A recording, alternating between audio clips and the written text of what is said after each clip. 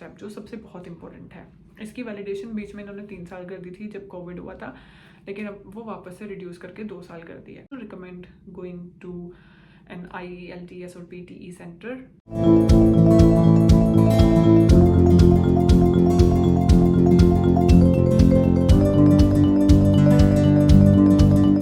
Hello everyone, welcome to Australia वाले। आज की वीडियो में हम लोग वीज़ा प्रोसेस के बारे में बात करेंगे। हम लोग इन डिटेल बात करेंगे कि वीज़ा प्रोसेस में सबसे पहला स्टेप कौन सा होता है और सबसे आखिरी कौन सा।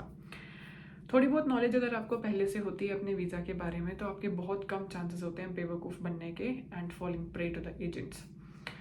तो let's get started without wasting any time. सबसे पहली चीज़, हम सबको पता है कि किसी भी फॉरेन कंट्री में जाने के लिए जहाँ की फर्स्ट लैंग्वेज इंग्लिश है, वहाँ आपको एक टेस्ट देना पड़ेगा इंग्लिश का।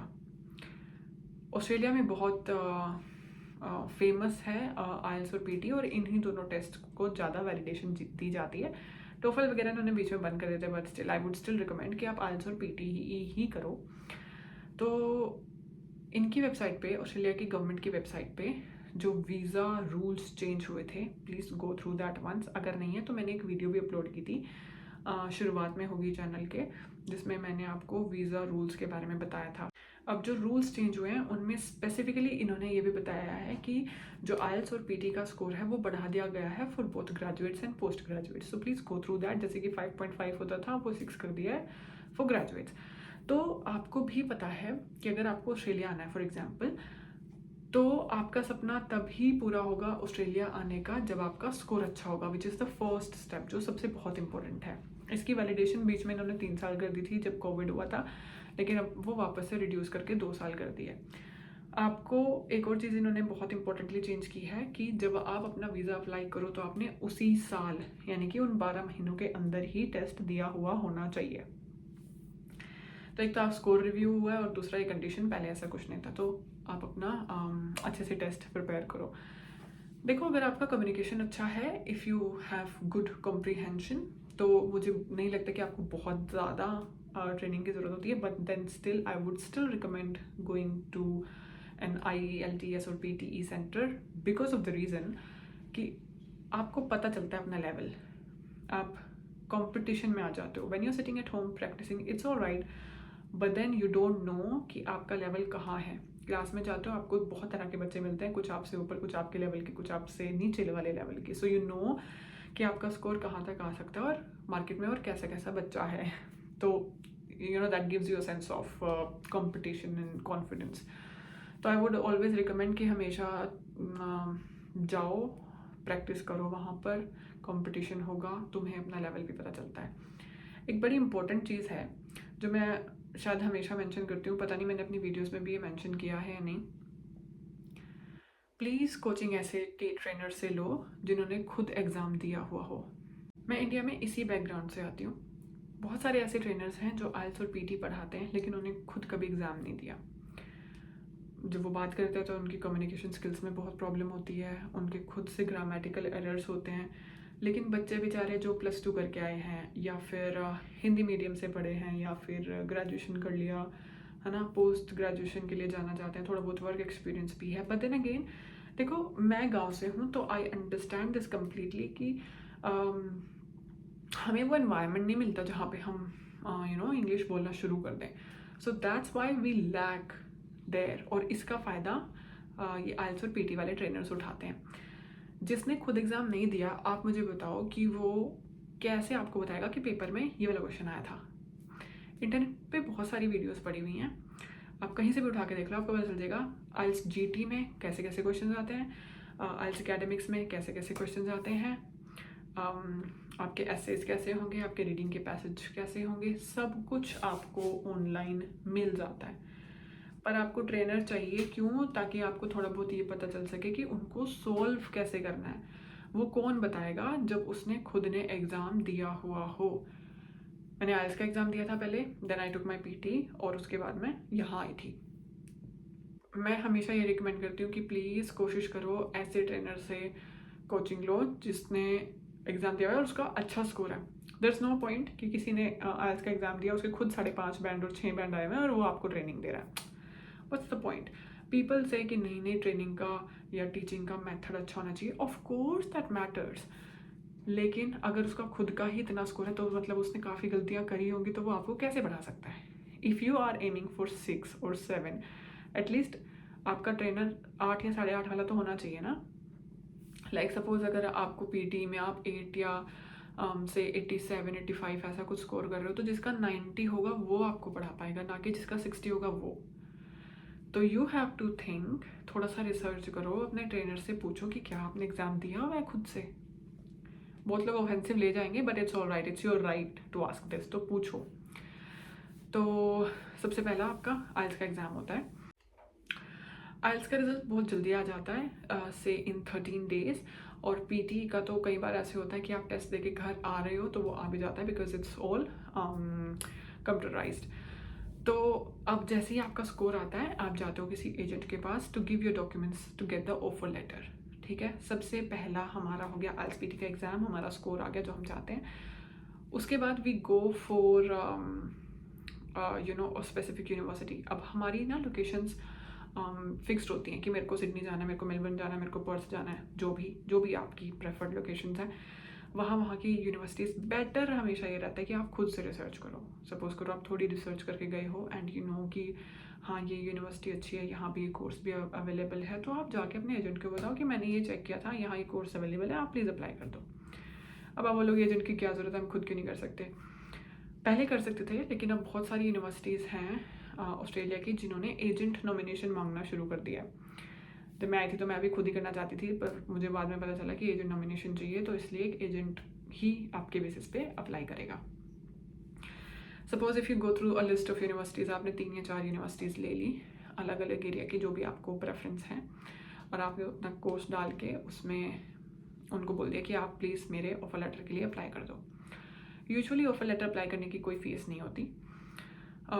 तो आपका उसमें पासपोर्ट जाएगा एंड 10th का सर्टिफिकेट, 12th का सर्टिफिकेट।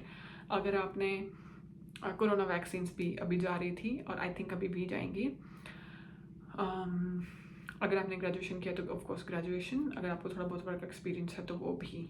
और अगर आपको वर्क एक्सपीरियंस है और आप कैश में सैलरी ले रहे हो, तो जैसे ही आप आइल्स पीटी की तैयारी करते हो, साथ के साथ अपना अकाउंट में डलवाना शुरू कर दो मनी, क्योंकि आपकी सैलरी स्लिप्स और आपका बैंक अकाउंट स्टेटमेंट लगता है if you have any work experience.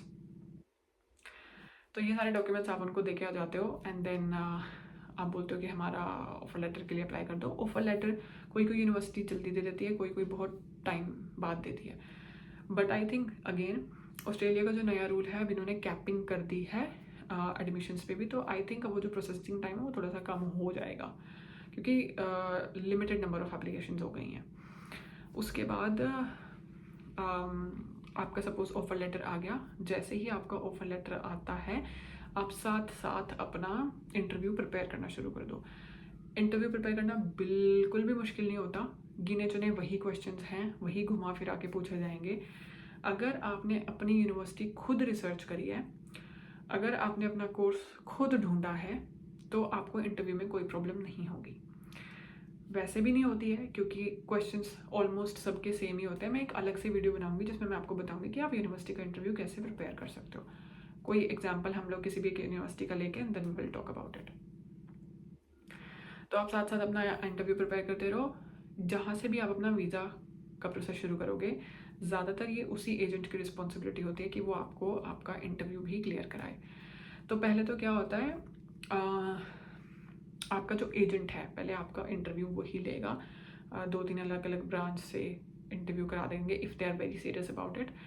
एक बार वो इंटरव्यू लेंगे, आप बता देंगे कि हाँ आप कर सकते हो या नहीं, फिर वो आपका नेम देते हैं to the representatives of that university. Suppose करो डीकन यूनिवर्सिटी है, तो पहले मैं आपका इंटरव्यू लूँगी and then I recommend your name to the जो भी रिप्रेजेंटेटिव्स हैं डीकन यूनिवर्सिटी के इंडिया में, मतलब जो हैंडल करते हैं इंडियन एप्लीकेशंस। फिर वो आपका इंटरव्यू लेंगे, और या इस स्टेज पे ऑलमोस्ट हो जाता है, बट समटाइम्स क्या होता है कि आपको इंटरव्यू यूनिवर्सिटी कैंपस से भी आ जाता है। सपोज आपके सारे इंटरव्यूज़ क्लियर हो गए। इस इंटरव्यू के टाइम पे जैसे जैसे आप अपना इंटरव्यू प्रिपेयर कर रहे हो, जैसे जैसे आपका ऑफर लेटर आ रहा है, एक तो अपना अगर जॉब का एक्सपीरियंस है तो अपना सैलरी का देखते रहना। दूसरा, अपने फंड्स भी इकट्ठे करके उसको पुराने होने के लिए रख दो। 3 महीने बोलते हैं, वैसे 6 महीने टू बी ऑनेस्ट ठीक रहता है, वैसे 3 महीने पुराने होने चाहिए। 6 महीने पुराने हैं तो बहुत अच्छी बात है। आप अपने फंड्स, या फिर जब आप IELTS की तैयारी कर रहे हो आप तभी से अपने फंड्स इकट्ठा करना शुरू कर दो। ठीक है, आपका इंटरव्यू क्लियर हो गया। उसके बाद आपने अपने, क्योंकि जब आप यूनिवर्सिटी आपको बोलती है कि हाँ आपका इंटरव्यू क्लियर हो गया, उसके बाद वो आपको देते हैं ऑफर लेटर। अब क्योंकि आपने साथ साथ अपना ये भी शुरू कर दिया है कि हाँ मेरे फंड्स भी पुराने हो रहे हैं धीरे धीरे, तो मेरा साइड वाला काम ख़त्म हो रहा है। तो सपोज़ करो अब उसके बाद आपका आ गया ऑफर लेटर, उसमें आते हैं कुछ एनरोलमेंट फॉर्म्स। एनरोलमेंट फॉर्म्स का मतलब होता है एडमिशन करने के लिए हम जो फॉर्म्स भर के देते हैं, जैसे इंडिया में कॉलेजेस और स्कूल्स में एडमिशन के लिए जाते हैं तो फॉर्म भरते हैं सेम। तो एनरोलमेंट फॉर्म्स होंगे, आपका पासपोर्ट होगा, वही 10th + 2 आपकी ग्रेजुएशन। इस बार आपके पेरेंट्स की ITR भी जाती है और आपके फंड्स भी जाएंगे। तो इसके जब यूनिवर्सिटी सबको अप्रूव कर देती है, फिर एक SOP जाती है। SOP अगर नहीं जाएगी तो इन लोगों ने अब अलग से अपना एक स्टेटमेंट निकाला है जिसमें they will have some specific questions, तो आप सिर्फ उन्हीं को आंसर करके वापस भेज दोगे। तो वो होगा। उसके बाद ये सारे डॉक्यूमेंट्स यूनिवर्सिटी को चले जाएंगे ऑफर लेटर के साथ, और आपको फ़ीस पे करनी होती है। तो आपने सपोज़ फ़ीस भी पे कर दी और ये सारे डॉक्यूमेंट्स भेज दिए। उसके बाद आपकी आती है COE, कन्फर्मेशन ऑफ एनरोलमेंट। आपकी फ़ीस चली गई, आपके डॉक्यूमेंट्स चले गए, सब कुछ। इसके बाद आपका मेन काम शुरू होता है वीज़ा प्रोसेस का। अब तक सिर्फ यूनिवर्सिटी के एडमिशन का था। अब वीज़ा डालने के लिए हमको सबसे पहले चाहिए मेडिकल। तो अब आपको एक मेडिकल बुक करना होता है। आपका एजेंट आपको नंबर देगा कि ये मेडिकल सेंटर्स हैं जहाँ पे, या से हॉस्पिटल्स हैं जहाँ से आप अपना मेडिकल करा सकते हो, क्योंकि वो ही अप्रूव्ड होते हैं। आप किसी से भी जाके नहीं करा सकते। They give you the list और आपको उन्हीं से ही अपनी अपॉइंटमेंट बुक करनी होती है, एंड देन यू गो कि आपको अपना मेडिकल कराना है। वहाँ पे आपका यूरिन टेस्ट होगा, एक्सरे होगा और एक नॉर्मल फिजिकल चेकअप होता है। It's very normal. वो होके उसके बाद वो अपलोड कर देते हैं उसको 2 या 3 दिन तक। कई लोग क्या करते हैं, वीज़ा एप्लीकेशन पहले कर देते हैं और मेडिकल बाद में कराते हैं, पर कोशिश करो कि आप मेडिकल अपना पहले ही करा के रखो।